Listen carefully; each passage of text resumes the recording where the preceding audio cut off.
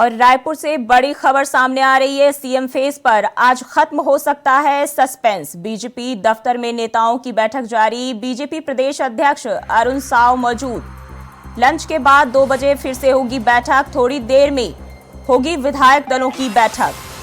तो CM face पर आज सस्पेंस खत्म हो सकता है। छत्तीसगढ़ से खबर आपके साथ साझा करें, जहां सीएम फेस को लेकर लगातार चर्चा का दौर जारी है, जहां जिसको लेकर बैठक का दौर जो है वो लगातार चल रहा है। अभी बीजेपी नेताओं की बैठक चल रही है, जिसके बाद विधायक दल की भी बैठक हो सकती है।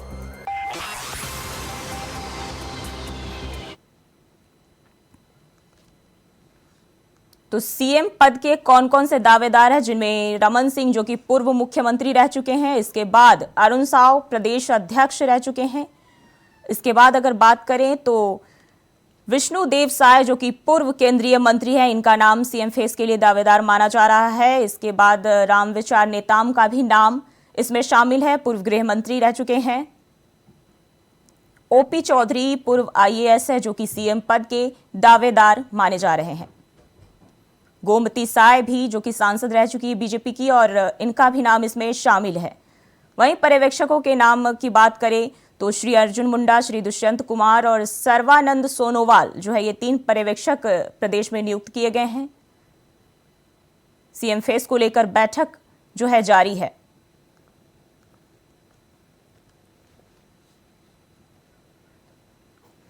तो लंच के बाद जो है 2 बजे से फिर से बैठक होगी। फिलहाल बीजेपी नेताओं की बैठक चल रही है, और इसके बाद बीजेपी के विधायक के साथ भी बैठक हो सकती है, जिसमें चर्चा की जाएगी कि आखिर प्रदेश की कमान किसके हाथों में जा सकती है। तो बीजेपी दफ्तर में नेताओं का बैठक जो है वो लगातार चल रहा है।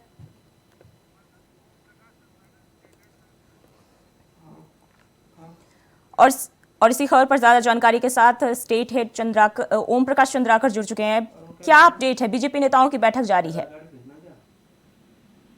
देखिए, आज सुबह जो पर्यवेक्षक भेजे गए हैं दिल्ली से, अर्जुन मुंडा के साथ साथ जो सर्वानंद वो और गौतम जो है, वो तीनों पर्यवेक्षक सुबह के वक्त में आ चुके हैं। और फिलहाल 1 to 1 जो विधायक हैं, सभी 54 विधायक भाजपा के कुशाभाऊ ठाकरे परिसर जो मुख्यालय है भाजपा का, वहां पर मौजूद है। उन सभी विधायक आ चुके हैं।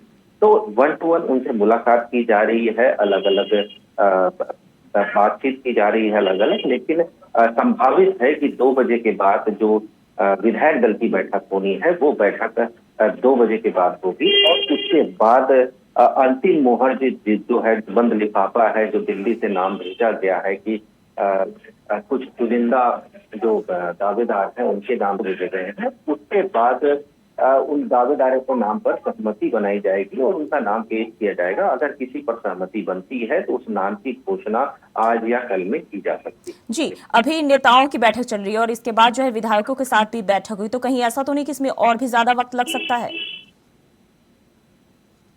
देखिए, फिलहाल अभी 1 to 1 चर्चा का दौर शुरू है। खबर ये भी आ रही है कि जेपी नड्डा जो है दिल्ली में है और वो लगातार वीडियो कॉन्फ्रेंसिंग के जरिए एक विधायकों से बातचीत कर रहे हैं। तो फिलहाल इसमें वक्त है, और 2 बजे के बाद जो है 2 बजे विधायक दल की बैठक होनी है। इस बैठक में यह तय किया जाएगा कि ये जो नाम है, किस नाम पे सहमति बनाई जाए। और फिलहाल जो दावेदारों की सूची है काफी लंबी होती जा रही है, लेकिन हमारे पास सूत्रों के हवाले से खबर आ रही है या तो ओबीसी वर्ग का मुख्यमंत्री हो या फिर आदिवासी वर्ग का। तो जाहिर तौर पे ओबीसी वर्ग के चेहरे के तौर पे जिस तरह से सबसे प्रमुख नाम जो है अरुण साव का सामने आ रहा है, इसके अलावा आदिवासी चेहरे के तौर पर विष्णुदेव साय और रामविचार नेताम का नाम सामने आ रहा है। तो इन नामों पर मुहर लग सकती है। हालांकि यह भी कहा जा रहा है कि जिस तरह से मोदी माने जाते हैं प्रधानमंत्री नरेंद्र मोदी की कोई अप्रत्याशित फैसले लेने में, तो जाहिर तौर पे छत्तीसगढ़ के अंदर कोई ऐसा अप्रत्याशित फैसला भी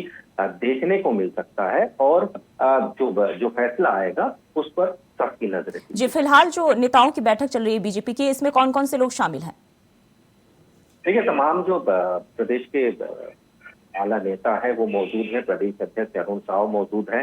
साथ ही जो 54 विधायक जो जीत कर आए हैं, वो तमाम लोग फिलहाल कुशाभाऊ ठाकरे परिसर में ही मौजूद है और वो लगातार एक दूसरे से मुलाकात कर रहे हैं। अनौपचारिक जो बैठकों का दौर है वो फिलहाल भाजपा कार्यालय के अंदर जारी है, लेकिन औपचारिक जो बैठक होगी विधायक दल की बैठक, वो 2 बजे का समय तय किया गया है। पहले ये समय जो था 12 बजे मुकर्रर किया गया था, इसके बाद अब 2 बजे इस बैठक का समय तय किया गया। जी, बहुत बहुत शुक्रिया तमाम जानकारी के लिए।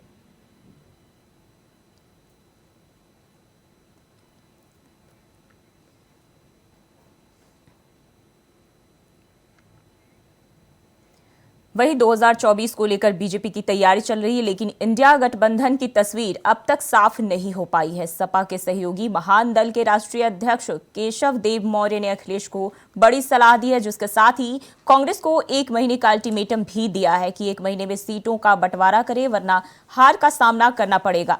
दरअसल राजस्थान, मध्य प्रदेश और छत्तीसगढ़ में कांग्रेस को मिली करारी हार के बाद इंडिया गठबंधन को जबरदस्त झटका मिला है। ये रिपोर्ट देखिए। इंडिया गठबंधन हाथ जोड़ लेना चाहिए, नमस्ते कर लेना चाहिए और अलग होकर अपनी तैयारी अकेले दम पर करना चाहिए, क्योंकि मुख्य विपक्षी दल केवल समाजवादी पार्टी है उत्तर प्रदेश में, और उत्तर प्रदेश में हारने जीतने का नुकसान समाजवादी पार्टी को। कांग्रेस वैसे भी क्षेत्रीय दलों को समाप्त करना चाहती है। तो सुना आपने, ये है केशव देव मौर्य। मौर्य जी सपा के सहयोगी महान दल के राष्ट्रीय अध्यक्ष हैं। सपा प्रमुख अखिलेश यादव को सलाह दे रहे हैं कि 24 से पहले कांग्रेस से दूरी बना लें, वरना लेने के देने पड़ सकते हैं, यानी राजनीतिक नुकसान तय है। बकायदा सोशल मीडिया प्लेटफॉर्म पर सपा के सहयोगी दल महान दल के राष्ट्रीय अध्यक्ष केशव देव मौर्य इन दिनों खूब अपनी भड़ास भी निकाल रहे हैं और अखिलेश यादव को समझाने में जुटे हैं कि वो या तो महीने भर के अंदर सारी स्थिति को साफ कर लें या फिर इंडिया गठबंधन से अलग हो जाएं, नहीं तो 2024 में उत्तर प्रदेश में टाई फिस पक्का है। इंडिया गठबंधन हाथ जोड़ लेना चाहिए, नमस्ते कर लेना चाहिए और अलग होकर अपनी तैयारी अकेले दम पर करना चाहिए, क्योंकि मुख्य विपक्षी दल केवल समाजवादी पार्टी है उत्तर प्रदेश में, और उत्तर प्रदेश में हारने जीतने का नुकसान समाजवादी पार्टी को। कांग्रेस वैसे भी क्षेत्रीय दलों को समाप्त करना चाहती है। तो ऐसे में मैंने इसलिए ये लिखा एक्स पर कि जिससे ये विवाद खत्म हो और समाजवादी पार्टी भाजपा का मुकाबला करे और भाजपा को 40-50 सीटों पर हराए। 125 सीट समाजवादी पार्टी जीत चुकी विधानसभा चुनाव में। अगर उसे लोकसभा के हिसाब से जोड़ें तो 25 लोकसभा होती है। तो 25 लोकसभा जो जीत चुका है, जबकि वो ओवर कॉन्फिडेंस में थे उस समय, और इस समय चौकन्ने हैं। तो चौकन्ने अखिलेश यादव जी छोटे दलों के साथ अच्छी रणनीति बना के 40-50 सीट आराम से जीत सकते हैं, इसमें कोई दुविधा नहीं। दरअसल केशव देव मौर्य का ये बयान एक ऐसे वक्त में आया है जब विधानसभा चुनाव में मिली हार के बाद इंडिया गठबंधन का अगला कदम क्या होगा, इसकी तस्वीर अभी तक साफ नहीं हो पा रही है। गठबंधन के लिए ना तो अब तक संयोजक का नाम तय हो पाया है और ना ही सीटों के बंटवारे को लेकर कोई बात पक्की हुई है। यही नहीं, बिहार के मुख्यमंत्री नीतीश कुमार और टीएमसी की नेता ममता बनर्जी भी इसे लेकर सवाल उठा चुकी हैं। गठबंधन की मुश्किलें यहीं कम नहीं होती हैं, इनके सदस्यों में अभी तक समन्वय भी नहीं बन पा रहा है। ऐसे में सवाल ये कि उत्तर प्रदेश में कांग्रेस और सपा अलग अलग होने जा रही हैं और ये खुद समाजवादी पार्टी के ही सहयोगी दल भी चाहते हैं, मगर अब राज्यों के विधानसभा चुनाव में हारने के बाद अपनों के सितम से परेशान कांग्रेस भी लग रही है। इंडिया गठबंधन के सभी साथी चाहते हैं कि शीघ्र ही सीटों का बंटवारा तय हो और जो दूसरे मुद्दे हैं रणनीति पर, वो सारी चीजें फाइनल हो। तो कांग्रेस पार्टी भी उस पर काम कर रही है। हमारी बैठकें लगातार कोऑर्डिनेशन कमेटी की चल रही हैं और जो केशव देव मौर्य जी कह रहे हैं बिल्कुल सच है। हमको शीघ्र ही सीटों के बंटवारे की स्थिति स्पष्ट करके चुनाव में जाना होगा। कांग्रेस पार्टी उसको लेकर गंभीर है, हम तैयारी कर रहे हैं और शीघ्र ही आपके सामने आ जाएगा। वैसे तो चुनावी नतीजों के बाद कांग्रेस अध्यक्ष मल्लिकार्जुन खड़गे ने इंडिया गठबंधन की बैठक बुलाई थी, लेकिन अखिलेश यादव, ममता बनर्जी के साथ साथ कई नेताओं ने दूसरे कार्यक्रम तय होने का हवाला देकर आने से इनकार कर दिया था। इधर बीजेपी नए जोश के साथ चुनाव की तैयारियों में इंडिया गठबंधन से आगे दिखना चाह रही है, मगर राजस्थान, मध्य प्रदेश और छत्तीसगढ़ में कांग्रेस को मिली करारी हार के बाद इंडिया गठबंधन को जबरदस्त झटका मिला है। आए दिन कोई ना कोई नेता इस तरह के बयान दे ही देता है। खास तौर पर समाजवादी पार्टी और कांग्रेस के बीच रिश्तों में आई तल्खी के बाद तस्वीर साफ नहीं हो पा रही कि अब आगे की रणनीति उत्तर प्रदेश में क्या होगी। इस बीच सपा के सहयोगी महान दल के मुखिया केशव देव मौर्य ने अखिलेश यादव को बड़ी सलाह देकर एक बार फिर से सियासी हलचल बढ़ा दी है। Bureau report, India voice, Lucknow. और बढ़ते हैं आगे। बलिया से एक वीडियो वायरल हो रहा है जहां श्रीनाथ बाबा मठ के सरोवर में एक कार अनियंत्रित होकर सरोवर के अंदर चली गई, जिसके बाद कार सरोवर में तैरती हुई नजर आ रही थी। हालांकि कार से एक युवक सरोवर में कूदकर तैरते हुए बाहर आ गया और दूसरा युवक कार के छत पर बैठ गया, जिसको लोगों की मदद से कार को खींचते हुए किनारे पर लाया गया।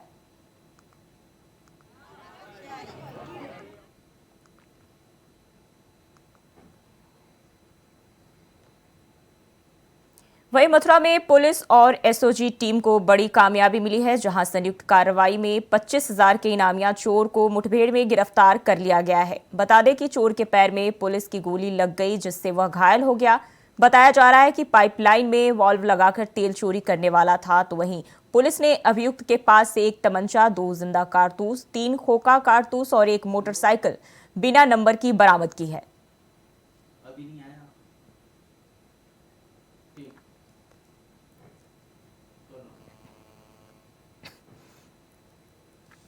खबर गाजियाबाद से है, जहां सोशल मीडिया पर एक वीडियो तेजी से वायरल हो रहा है, जिसमें युवा रील बनाने की आड़ में मौत को दावत दे रहे हैं। बता दें कि वारदात वीडियो में चलती कार से सर से बाहर निकलकर स्टंट कर रहे हैं। वायरल वीडियो थाना इंदिरापुरम क्षेत्र ग्राम कनावनी पुस्ता रोड अनाथ आश्रम के पास का बताया जा रहा है। यूपी 14 DY आगे करना। गाजियाबाद के थाना ट्रोनिका सिटी में 5 बदमाशों ने घर में घुसकर लूट को अंजाम दिया। बता दें कि 2 बहनों को हथियारों के दम पर बंधक बनाकर लूट को अंजाम दिया और घर से नकदी और जेवरात लेकर फरार हो गए। वहीं पुलिस ने इस मामले में मुकदमा दर्ज कर जांच पड़ताल में जुट गई है।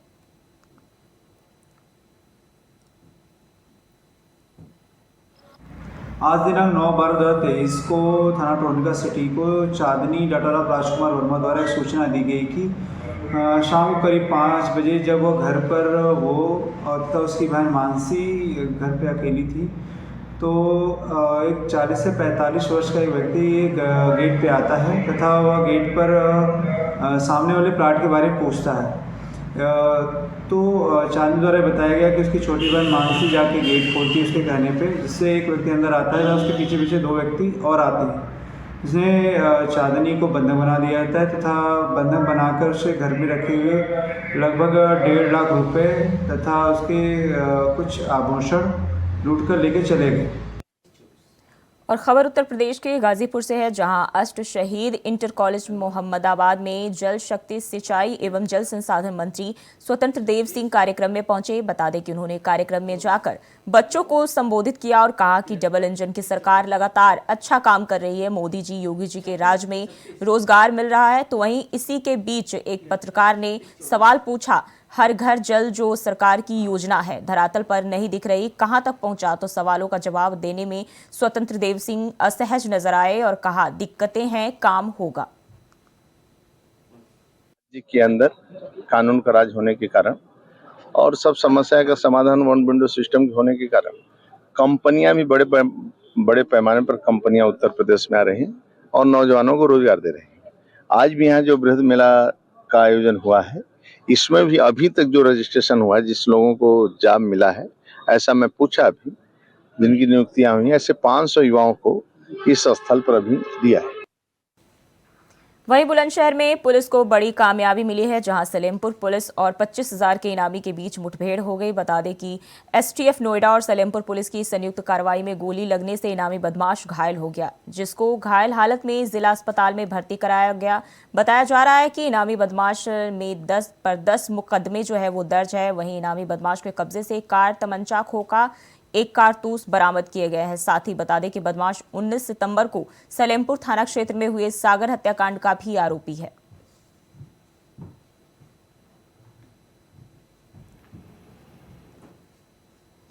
तो पुलिस को बड़ी कामयाबी मिली है बुलंदशहर में, जहां 25,000 के इनामी को गिरफ्तार कर लिया गया है। इस दौरान जो है एसटीएफ नोएडा और सलेमपुर पुलिस की ये संयुक्त कार्रवाई थी, जिसमें उसे पकड़ा गया है। गोली लगने से इनामी बदमाश घायल हो गया। सागर हत्याकांड में भी इस आरोपी का नाम शामिल है। उसके पास से कई अवैध चीजें भी बरामद हुई है। बुलंदशहर से आपके साथ खबर साझा कर रहे हैं। और फिलहाल के लिए बुलेटिन में बस इतना ही। खबरों के लिए बने रहिए इंडिया वॉइस के साथ।